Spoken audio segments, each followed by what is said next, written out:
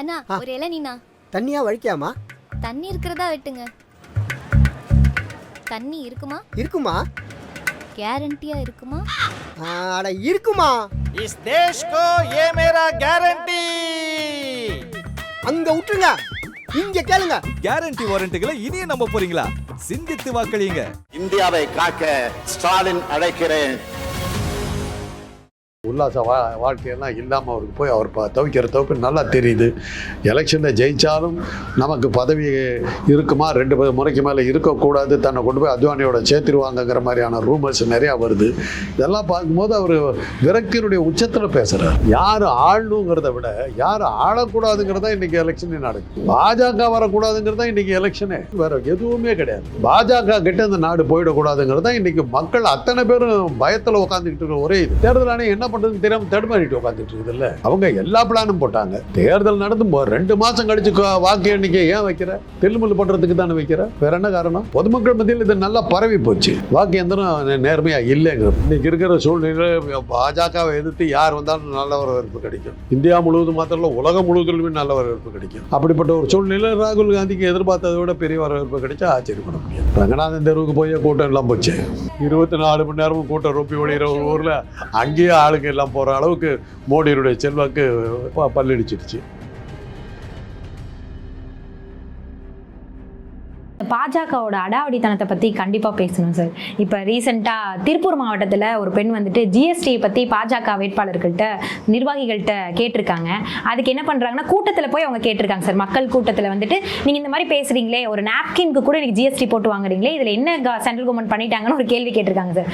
அங்கே ஏதோ மழுப்பிட்டு வந்துட்டு அந்த பொண்ணோட கடையை தேடி வந்துட்டு நீ எப்படி அந்த மாதிரி கேள்வி கேட்கலான்னு ரொம்ப நாவ் கூசும் வார்த்தைகளில் வந்து பார்த்தீங்கன்னா அடிக்கிறதும் இந்த மாதிரி பேசுகிறதும் சொல்லி பேசிகிட்டு இருக்காங்க. இப்படி இந்த அடாவடித்தனத்தை பார்த்தும் பாஜகவுக்கு ஓட்டு கேட்டு வராங்க. இந்த நிலையில மக்களோட வாக்குகள் போவதற்கு வாய்ப்பு இருக்குங்களா? இந்த சம்பவம் உண்மையா இருந்தாக்கா மாநில அரசு அது உடனே கவனிக்கணும். அந்த சம்பந்தப்பட்ட ஆட்களை உள்ளத்தள் ஏறத்தாழ இந்த கற்பழிப்பு குற்றத்துக்கு சமமாக தான் போக்சோவில் உள்ளத்தள்ளணும் அவங்கள. அது பண்ணலன்னா மாநில அரசு மேலே நடவடிக்கை, வீடியோ ஆதாரங்களே இருக்குங்க சார். அது அப்பாவா மாநில அரசு நடவடிக்கை எடுக்கணும். அவங்கள வந்து போக்சோவில் உள்ளத்தள்ளணும். வன்முறை, பாலியல் வன்முறை. அது தற்போது இப்ப ராகுல் காந்தி அவர்கள் விமானத்தின் மூலமாக மதுரை வந்திருக்காரு. இப்போ இனிமே நெல்லை இந்த மாதிரி பகுதிகளுக்கெல்லாம் போயிட்டு தன்னுடைய வேட்பாளர்களுக்காக வாக்கு சேகரிக்க வந்திருக்காருங்க சார். ராகுல் காந்தியோட இந்த வருகை நம்ம தமிழ்நாட்டில் எந்த அளவுக்கு பார்க்கப்படுதுங்க சார்? பொதுவாகவே இன்றைக்கி இருக்கிற சூழ்நிலை பாஜகவை எதிர்த்து யார் வந்தாலும் நல்ல வரவேற்பு கிடைக்கும். அது இந்தியா முழுவதும் மாத்திரம் இல்லை, உலகம் முழுவதுமே நல்ல வரவேற்பு கிடைக்கும். அப்படிப்பட்ட ஒரு சூழ்நிலை ராகுல் காந்திக்கு எதிர்பார்த்ததை விட பெரிய வரவேற்பு கிடைச்சா ஆச்சரியப்பட முடியாது. நினச்சதை விட மிக அதிகமாக இருக்கும். போகிற இடம்லாம் பெரிய பெரிய கூட்டம் நடக்கும், பெரிய இதெல்லாம் இருக்கும். மோடிக்கு அது ஒரு இதை தெரியும். ரங்கநாதன் தெருவுக்கு போய் கூட்டம் எல்லாம் போச்சு. 24 மணி நேரமும் கூட்டம் ரொப்பி ஒழிகிற ஒரு ஊரில் அங்கேயே ஆளுங்க எல்லாம் போகிற அளவுக்கு மோடியுடைய செல்வாக்கு பல்லடிச்சிருச்சு. பார்ப்போம் நாளைக்கு ராகுல் காந்தி அவருடைய ரோட் ஷோ அப்படி இருக்குதுன்னு பார்ப்போம் சார். இதில் ஒரு முக்கியமான ஒரு சந்தேகம் எனக்கு இருக்குங்க சார். அதாவது அரசியல் கட்சிகள் வந்து ஒருத்தரை எதிர்க்கிறதுக்காக இன்னொருத்தவங்களை ஆதரிக்கிற மாதிரி எனக்கு தெரியுது. பொதுவாகவே அதாம்மா, எனக்கு உங்களை பிடிக்கல, அவருக்கும் உங்களை பிடிக்கல, எதிரி நண்பன், அவ்வளோதான். இன்றைக்கி வந்து யார் ஆளணுங்கிறத விட யார் ஆளக்கூடாதுங்கிறதா இன்றைக்கி எலெக்ஷனே நடக்குது. பாஜக வரக்கூடாதுங்கிறதா இன்றைக்கி எலெக்ஷனே. வேறு இன்றைக்கி நடக்கிற எலெக்ஷன் வேறு எதுவுமே கிடையாது. பாஜக கிட்ட இந்த நாடு போயிடக்கூடாதுங்கிறது தான் இன்றைக்கி மக்கள் அத்தனை பேரும் பயத்தில் உட்காந்துக்கிட்டு இருக்கிற ஒரே இது. ட்ரெயின்லாம் இப்போ வரும்போது பேசுகிறாங்களா சார், மறுபடியும் வந்துடுவாங்களா சார், பயமாக இருக்குது சார், போய் கேளுங்க. பஸ்ஸில் போகும்போது பாருங்கள், ட்ரெயினில் போய் பாருங்கள், சார் என்ன சார் மறுபடியும் வந்துடுவாங்கிற மாதிரி பேசுகிறாங்க. என்ன சார், 4-5 பேர் கூட நிற்க இடத்துல 5 பேர் நின்றுட்டு இருந்தாங்க சார், பயப்படுறாங்க. ஒரு 2 பேர் எக்ஸ்ட்ரா நின்னாவே பயப்படுறாங்க. மக்கள் அந்த அளவுக்கு பயத்தில் உறைஞ்சி போய் கிடக்குறாங்க. மறுபடியும் ஏதாவது சொல்லி தென்முள்ளு பண்ணி உள்ளே வந்துடுவாங்களோங்கிற பயம் நாடு பூரா இருக்குது. அது இதுக்கு மேலே வந்து அவங்க வெற்றி பெறுறாங்கன்ற மாதிரி ஒரு சூழ்நிலை வந்தால் தேர்தல் ஆணையத்தை நம்ம வந்து பிடிக்க வேண்டியது தான். ஒரு புரட்சிக்கு அதை வழி காட்டிடும். கண்டிப்பாங்க சார். இப்போ நாடே வந்துட்டு இந்த இவிஎம் மேலேயும் ஒரு நம்பிக்கை கிடையாது. பல அயல் நாடுகளே, அதுவும் வல்லரசான பல நாடுகளே இதை வந்துட்டு யூஸ் பண்ணுறது கிடையாது. ஆனாலும் இந்த பாஜக வந்துட்டு இவிஎம் மீது மட்டும்தான் நம்பிக்கையை வச்சு அதை எப்படியாவது இழுத்து பிடிச்சிட்டு இருக்காங்க. ஆனால் இது ஏன் சார் எந்த எதிர்க்கட்சிகளும் ஒரு முனைப்போடு செயல்பட்டு? இப்போ எல்லாருமே பேசுகிறாங்க. ராகுல் காந்தி நிறைய தடவை சொல்லிட்டாரு, இவிஎம் மாத்திரம் இல்லைன்னா நீ என்ன ஆவேன்னு தெரியாது எங்களுக்குன்னு. வடநாடு பூரா சொல்லிட்டு வந்துட்டாரு. ராஜஸ்தான் தேர்தலையும் மத்திய பிரதேச தேர்தலையும் சத்தீஸ்கர் தேர்தலையும் அதானே சொல்கிறாங்க, இவிஎம்மில் தான் அவன் ஜெயிச்சே அப்படின்றாங்கல்ல. இன்றைக்கி எல்லா இடத்துலையும் பார்க்க ஆரம்பிச்சிட்டாங்க, வழக்குகள் போட்டுருக்காங்க. அந்த விவிடிபி என்னமோ அதெல்லாம் இப்போ இதாகணுன்றாங்க. தேர்தல் ஆணையம் என்ன பண்ணுறதுன்னு தெரியாமல் தடுமாறிட்டு உட்காந்துட்டு இருக்குதுல்ல. அவங்க எல்லா பிளானும் போட்டாங்க. தேர்தல் நடந்து 2 மாதம் கழித்து வாக்கு எண்ணிக்கை ஏன் வைக்கிற? தில்லுமுள்ளு பண்ணுறதுக்கு தானே வைக்கிற, வேற என்ன காரணம்? அதிலே தெரியுதில்ல. ஆக பொதுமக்கள் வந்து இது பொதுமக்கள் மத்தியில் இது நல்லா பரவி போச்சு. வாக்கு எந்திரம் நேர்மையாக இல்லைங்கிற பிறகு அதை நம்ம பார்த்தோம்னா எப்படி ஈரோட்டில் மக்கள் இப்போ எழுந்து அந்த ரிசல்ட்டை கொண்டு வந்தாங்களோ, கர்நாடகாவில் எப்படி கொண்டு வந்தாங்களோ, அதே மாதிரி எல்லோரும் முடிச்சுக்கிட்டாங்கன்னா வாக்கு எந்திரத்தை வச்சு அவங்களால ஜெயிக்க முடியாது. நிச்சயமாக தோக்கடிக்க முடியும், நிச்சயமாக முடியும். மக்கள் நினச்சா முடியும். கண்குத்தி பாம்பாக நின்றுட்டோம்னா ஒன்றும் பண்ண முடியாது. இன்னைக்கு ஒரு ஹைலைட்டான ஒரு விஷயம் என்னன்னாங்க சார், நம்ம மோடி அவர்கள் நம்ம தமிழ்நாட்டுக்கு வந்துட்டு கரப்ஷன் கலந்தது தான் டிஎம்கே அப்படி இப்படின்னு அவருக்கு சொன்ன விருப்பப்பட்ட எல்லா விஷயத்தையும் சொல்லிட்டு போயிட்டாருங்க. அதற்கு பதிலடி கொடுக்குற மாதிரி டிஎம்கே என்ன பண்ணியிருக்காங்கன்னா ஒரு போஸ்டர் ரெடி பண்ணியிருக்காங்க சார். கியூஆர் கோடில் போஸ்டர் ரெடி பண்ணி நம்ம மோடி செய்திருக்கக்கூடிய ஸ்கேமை பற்றிலாம் அதில் நிறைய டீட்டெயில் கொடுத்து இவங்க ஒரு விதமான பரப்புரைகளை டெக்னாலஜி யூஸ் பண்ணி பரப்புரை ஈடுபட்டிருக்காங்க சார். இதை நீங்கள் எப்படி பார்க்குறீங்க? டெக்னாலஜி வந்துருச்சு எலெக்ஷனில், அவ்வளோதான். இனிமேல் மீட்டிங்கெல்லாம் போக வேண்டியதில்லை. இனிமேல் ஆன்லைனில் எலெக்ஷன் நடத்திடலாம், அது ஒன்றும் பிரச்சனை இல்லை. அடுத்த எலெக்ஷனில் அப்படி தான் ஆன்லைனில் தான் போகும். ஆன்லைனில் போச்சுன்னாக்க தான் வாக்கேந்திரம் இந்த மாதிரி பிரச்சனைலாம் இருக்குது. அதுலேயுமே அவங்க ஏதோ பண்ணுவாங்களே சார்? கஷ்டம், அதுக்கு ரொம்ப கஷ்டம். ஆன்லைனில் இது பண்ணும்போது நான் எதுக்கு போட்டேங்கிறது தெரிய வரும். என்னுடைய ஓட்டு எதில் போய் இறங்குச்சுங்கிறத நம்ம ரெஜிஸ்டர் பண்ணியிருக்கோம். அப்படிலாம் வரும்போது அதில் இது பண்ணுறது கஷ்டம். ஃப்யூச்சர் எப்படி இருக்குன்னு தெரியாதுமா. இந்த எலெக்ஷன் முறைகளும் இந்த தேர்தல் முறைகளும் இந்த ஆட்சி முறைகளும் என்னவா இருக்குங்கிறது 2 வருஷத்துக்கு அப்புறம் என்னவா இருக்குங்கிறது யாருக்குமே தெரியாது. அப்படிப்பட்ட ஒரு சூழ்நிலையில் இதுதான் நம்ம பார்க்குற ஒரு கடைசி தேர்தலாக இருக்கும். வழக்கமாக நடக்கிற முறைகளில் நடக்கிற கடைசி தேர்தலாக இருக்கும். 2026 வேறு மாதிரி இருக்கும் தேர்தல். ஹேக்கத்தான் வந்துருச்சு, ChatGPT வந்துருச்சு, ஆர்டிஃபிஷியல் இன்டெலிஜென்ஸ் வந்துருச்சு, IoT வந்துருச்சு. இது மாதிரி டெக்னாலஜி எங்கெங்கேயோ போயிட்டு இருக்கும்போது எலெக்ஷன் முறைகளும் மாறும். இந்த வித்தையெல்லாம் செல்லாது, வேறு மாதிரி போகும். மோடி அவர்களோட ஆட்சியில் ரொம்ப முக்கியமாக மக்கள் நிறைய விஷயங்களை சஃபர் ஆகியிருக்காங்க. ஆனால் ரொம்ப முக்கியமாக சஃபர் ஆனது தான் இந்த பார்த்திங்கன்னா இந்த பண மதிப்பு இழப்பு. ஸோ இதை பற்றி கூட ஜஸ்டிஸ் BV நாகரத்னா அவர்கள் ஒரு கமெண்ட் கொடுத்துருக்காங்க. இந்த பண மதிப்பு இழப்புங்கிறது வந்து கருப்பு பணத்தை வந்துட்டு முழுக்கமாக வெள்ளையாக மாற்றுறதுக்காக இந்த மத்திய அரசாங்கம் கொண்டு வந்திருக்கக்கூடிய ஒரு திட்டம்னு ஒன்று சொல்லியிருக்காங்க. ஆனால் மக்கள் இது எல்லாத்தையுமே தான் கடந்து வராங்க. ஆனால் ஏன் சார் இந்த மோடி அரசாங்கத்தில் கடந்த 10 ஆண்டுகள் கூட வாய்ப்பு கொடுத்தது வந்து பார்த்திங்கன்னா ரொம்ப தவறான விஷயம் தான். அது அடிப்படையில் இப்போ அடுத்தது வரதுக்கான விஷயங்களையும் சொல்லிட்டு இருக்காங்க. 10 ஆண்டுகள் மக்கள் கொடுக்கலமா. போவோம் மொதல் எலெக்ஷனில் அவர் வந்தார், 2வது எலெக்ஷனில் அவங்க வேலையை காட்டிட்டாங்க, இவிஎம் பயன்படுத்தி அதுலேயே வேலையை காட்டிட்டாங்க. அப்போவே நாங்கள் சந்தேகப்பட்டோம் இவிஎம்மில் ஏதோ இருக்குதுன்னு. ஜெயலலிதாவை அதை பண்ணிட்டாங்க. ஜெயலலிதாவுடைய கடைசி தேர்தல் இவிஎம் வச்சு தான் பண்ணாங்க. அதில் அந்த கேள்விகள்லாம் வந்தது அந்த பாஜகவுடைய சப்போர்ட்டில். அப்போ தான் இவங்க கண்டுபிடிச்சிட்டாங்க. ஐயா, அதுக்கப்புறம் என்னுடைய மாணவர்கள்லாம் கல்லூரியில் என்னுடைய மாணவர்கள் சொன்னாங்க, இவிஎம்ங்கிறது என்ன சார், நம்ம ஒரு செல்ஃபோன் மாதிரி தான் சார், இது சிம் கார்டை மாற்றினாக்க முடிஞ்சு போச்சு சார். நாங்கள் அப்போ தான் தெரிஞ்சுது, மாணவர்களுக்கு தெரிஞ்சுது. அதை தான் வச்சுக்கிட்டு அவங்க விளையாடிட்டு இருந்தாங்க. இனிமேல் அதெல்லாம் கஷ்டம். அதை கண்டுபிடிக்கிறது புதுசாக இன்றைக்கி IoT வந்துருச்சு.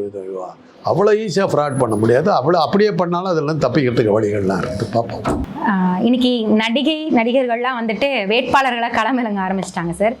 அந்த அடிப்படையில் பார்க்கும்பொழுது நம்ம ராதிகா சரத்குமார் ஒரே ஒரு MP சீட்டுக்காக போயிட்டு பாஜகவோட இணைஞ்சிட்டாங்களா அப்படிங்கிற வகையில் தான் இன்னைக்கு தேமுதிக வரைக்கும் கமெண்ட் பண்ணுறாங்க. இதை பற்றி நீங்கள் என்ன நினைக்கிறீங்க சார்? அவங்க கிட்ட இருந்து 2 பேருமா, அதில் ஒரு ஆளுக்கு சீட்டு கிடைச்சிக்கிறது பெரிய விஷயம் தானே. சரத்குமார் கட்சியில் வந்து சரத்குமார் ராதிகா தான் இருந்தாங்க, வேறு யாருமே இல்லையே. 2 பேர் கொண்ட கட்சி. அதில் ஒருத்தருக்கு MP சீட்டு கொடுத்துருக்காங்களோ, சக்திவேத கட்சியாக தானே இருக்குது. அதனால் அது வெற்றி தான் அவங்களுக்கு. 2 பேர் இருக்கிறோம். அந்த 2 பேர் இருக்கிற கட்சியில் ஒரு ஆளுக்கு MP சீட்டு. ஒரு வகையில் பார்த்தீங்கன்னா இன்னும் பெற்று. இப்போ AC சண்முக பாரிவேந்தர்லாம் ஒரே ஆள் தானே இருந்தாங்க. அந்த ஒரு ஆளுக்கே சீட்டு கொடுத்தாங்க. அது 2 பேருங்கிறது பெரிய கட்சி இல்லை. அதனால் அது ராதிகா கொடுத்தாலும் தப்பு. இது தேமுதிக பிரேமலதா அவர்கள் என்ன சொல்கிறாங்கன்னாங்க சார், விஜயகாந்த் வந்துட்டு ஒரு அடி தான், ஆனால் அவரோட பையன் பிரபாகரன் வந்து பார்த்திங்கன்னா 10 அடி பாய்வாங்க, நாங்கள் யாரையும் நம்பி இங்கே இறங்கலைங்கிற மாதிரி ஒரு இன்டர்வியூ கொடுத்துருக்காங்க. எங்களுக்கு வந்து அனுதாப ஓட்டெல்லாம் தேவையில்லை, எங்களோட செயல்பாடுகளை பார்த்து மக்களே எங்களுக்கு ஓட்டு போடுவாங்கிற மாதிரி கமெண்ட் பண்ணியிருக்காங்க. இவங்களோட இந்த கான்ஃபிடன்ஸ்க்கு முக்கிய காரணம் என்னவான்னு நினைக்கிறீங்க? அதே நான் தேர்தலில் அப்படிதாம்மா பேசி அவனை தோற்று போய் வேணா பேசுவாங்க. என் கணவருடைய ஆசீர்வாதம் இருக்குது, என்ன இது இருக்குது அது இருக்குது, ஏதாவது என்னால் தனியாகவே நிற்க முடியும், அப்படியே வேற என்ன சொல்ல முடியும்? ஒரு இடத்துலலாம் பார்க்குறாங்க ஈக்காக்கா இல்லை, என்ன அவங்களுக்கு தெரியுது. சரி அனுதாபாலையில் ஏதாவது வரும்னு பார்த்தாங்க. அது அனுதாபம் வந்து அப்போவே நீங்கள்லாம் ஏற்றி விட்ட அனுதாபம் தான், நிஜம் அனுதாபம் அங்கே இருந்ததா தெரியல, ஊடகங்கள் ஏற்றி விட்டது தானே. இல்லாட்டி போனால் அவ்வளோ பெரிய அனுதாபம் எப்படி வந்தது? அதனால தான் அவருக்கு அந்த அவங்களுக்கு தெளிவாக தெரிஞ்சு போச்சு. நான் அந்த ரூட்டில் தான் தினம் போகிறேன், அவங்க ஆஃபீஸ் வழியாக தான் போகிறேன். அங்கே ஈக்காக்கா யாரையும் காணும். அப்படி இருக்கும்போது தேர்தல் போகிற பரபரப்பு அங்கே ஒன்று அந்த தலைமை கழகத்தில் ஒன்றுமே காணுமே. கோயம்பேடு அது அந்த ரவுண்டானா வழியாக தான் தினம் போகிறேன். ஒரு பரபரப்பு வேணாமா, காலையிலையும் போகிறேன் சாயந்தரமும் வர்றேன், ஒரு சலசலப்பாக காணுமே. அப்படி இருக்கும்போது அங்கே என்ன வேலை நடக்குது இருக்குது? எதை நானும் இருந்தேன் கட்சி ஒன்று இருந்ததுன்னு காட்டுறதுக்காக பண்ணுறேன். இந்த தேர்தலோடு அவங்களே வாஷ் அவுட் பண்ணிடுவாங்க சொல்லி. சார், குஷ்பு அவர்கள் கூட இப்போ ரீசெண்டாக பாஜகலேருந்து எனக்கு வந்துட்டு எலும்பு முறிவு இருக்குது, அதனால் என்னால் வந்துட்டு பார்த்திங்கன்னா பிரச்சாரத்துக்கு வர முடியாதுன்னு இப்போ அவங்க போகிறாங்களே சார். இதுக்கு முன்னாடி கூட அந்த 1000 ரூபாய் பிரச்சனையில் தப்பாக ஒரு கமெண்ட் பண்ணி அதுக்காக போயிருப்பாங்களா, இல்லை பாஜகவே அவங்கள ரிமூவ் பண்ணுறதுக்காக இப்படி ஒரு பொய்யான கடிதத்தை பிரயோஜனம் இல்லைன்னு பாஜகவுக்கு தெரிஞ்சு போச்சு. எல்லா ரிட்டையரான கல்ட்டு நடிகைகளை போராத்தையும் போட்டு வச்சாங்க. அதுங்களால உபயோகம் இல்லைன்னு தெரிஞ்சு போச்சு, கழட்டி விட்றாங்க, அவ்வளோதான், வேற ஒன்று. மோடி என்ன சொல்லியிருக்காருன்னு பார்த்தீங்கன்னா, இந்த நவராத்திரி நோன்பு காலங்களில் கூட சில எதிர்க்கட்சிகள் வந்துட்டு கறி சாப்பிட்றாங்க அப்படின்னு சொல்கிறாங்க. இதுக்கு முன்னாடி மாடை சாப்பிட்டாதான் வேற மாதிரி சொல்லிட்டு இருந்தாங்க, இப்போ வந்துட்டு மட்டன் பக்கம் திரும்பியிருக்காங்க, அடுத்தது சிக்கன் பக்கம், அப்படியே முட்டை பக்கம் வர மாதிரி இருக்காங்க. இதை பற்றி நீங்கள் என்ன நினைக்கிறீங்க சார்?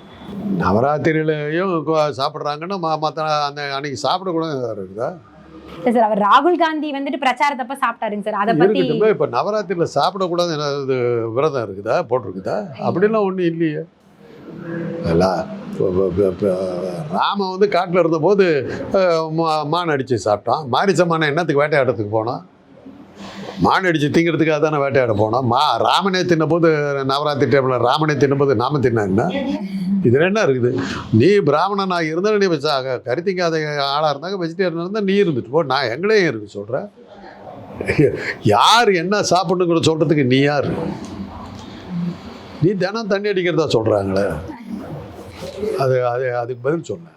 உன்னை பற்றி கூட தான் சொல்கிறாங்க, மற்ற வேலைகள்லாம் கூட தான் நடக்குதுங்கிறாங்க. இதெல்லாம் உன்னை பற்றி ஆயிரக்கணக்கான விஷயத்தை சொல்கிறேன். முடியல. இது மாதிரி இந்துத்துவா பற்றி பேசி எதாவது பண்ண முடியுமாங்கிற அளவுக்கு டெஸ்பரேட், எதையாவது பண்ணி எப்படியாவது தப்பிக்கணுங்கிற டெஸ்பரேட், வேறு ஒன்றும் இல்லை. போகிற இடத்துல கூட்டம் சேரல, போகிற இடத்துல கேவலப்படுத்துகிறாங்க, எந்த நாடு வராதேங்கிறாங்க, வெளிநாடுகளுக்கு போக முடியாமல் தவிக்கிறாரு. அந்த வெளிநாட்டுக்கு ஏன் போகிறாருங்கிறது உலகத்துக்கே தெரியும். அந்த உல்லாச வாழ்க்கையெல்லாம் இல்லாமல் அவருக்கு போய் அவர் தவிக்கிற தவிப்பு நல்லா தெரியுது. எலெக்ஷனில் ஜெயித்தாலும் நமக்கு பதவி இருக்குமா, 2 முறைக்கு மேலே இருக்கக்கூடாது, தன்னை கொண்டு போய் அத்வானியோட சேர்த்துருவாங்கங்கிற மாதிரியான ரூமர்ஸ் நிறையா வருது.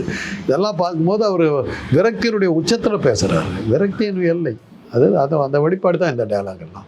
நவராத்திரியில் கருதிங்கிறாங்க, இதெல்லாம் அரசியல் பேச்சா?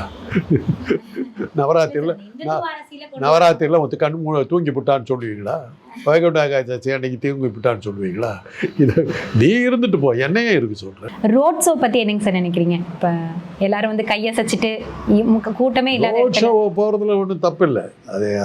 அது அமெரிக்கன் ஸ்டைல். அதுக்கு ரோட் ஷோ இல்லை, மக்கள் இருக்கிற சாலைகளில் போய் தேர்தல் பிரச்சாரம் பண்ணுவோம். அதுக்கு ரோட் ஷோன்னு இவங்க பேர் வச்சுக்கிட்டாங்க. அது எல்லா காலத்தையும் நடக்கிறது தான்.